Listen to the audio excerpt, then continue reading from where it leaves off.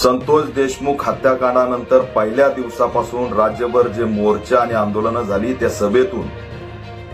धनंजय मुंडेचा राजीनामा घेतला पाहिजे ही आम्ही मागणी केली आणि सभेतून भाषणातून आम्ही हे सुद्धा सांगितलं होतं की पाणी मागितलं तर लघवी केली। त्यावेळेस अनेकांनी आमच्यावर विश्वास ठेवला नाही, परंतु आम्ही लढत राहिलो, संघर्ष करत राहिलो आणि त्या दबावातून सीआयडीने चांगली चौकशी करून जे काही रिकव्हर झालंय आणि काल जे महाराष्ट्राने फोटोच्या माध्यमातून चित्र बघितलंय, समग्र महाराष्ट्र हळहळ व्यक्त करतोय आणि फोटो बघितल्यानंतर धनंजय मुंडे यांचा राजीनामा राज्य सरकारने स्वीकारलेला आहे।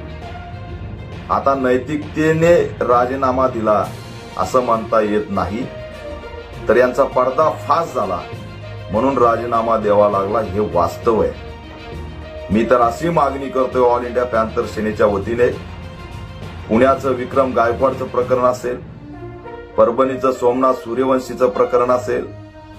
स्वारगेटचं बलात्काराचं प्रकरण असेल, संतोष देशमुखचं प्रकरण असेल, लातूरचं माऊली सोटचं प्रकरण असेल, राज्यभर कायदा व सुव्यवस्थेचा प्रश्न निर्माण झालेला आहे। धनंजय मुंडेच्या राजीनामाचं आम्ही स्वागत करतो, परंतु राज्यात कायदा व सुव्यवस्थेचा प्रश्न निर्माण झाल्यामुळे महाराष्ट्रात राष्ट्रपती राजवट लागू करावी अशी ऑल इंडिया पॅंथर सेना मागणी करत आहे आणि नव्याने या ठिकाणी भूमिका घेतल्याशिवाय राज्यासमोर आता पर्याय नाही।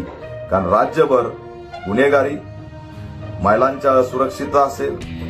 अक्षरशः जतच्या सांगलीमध्ये 5 वर्षाच्या चिमुरडीवरती बलात्कार करून हत्या करून तिचा मृतदेह पेटीत टाकला, तर या घटना सुद्धा नाकारता येणार नाही। केंद्रीय मंत्र्याच्या मुलीची छेड काढली जाते, त्यामुळे राज्यात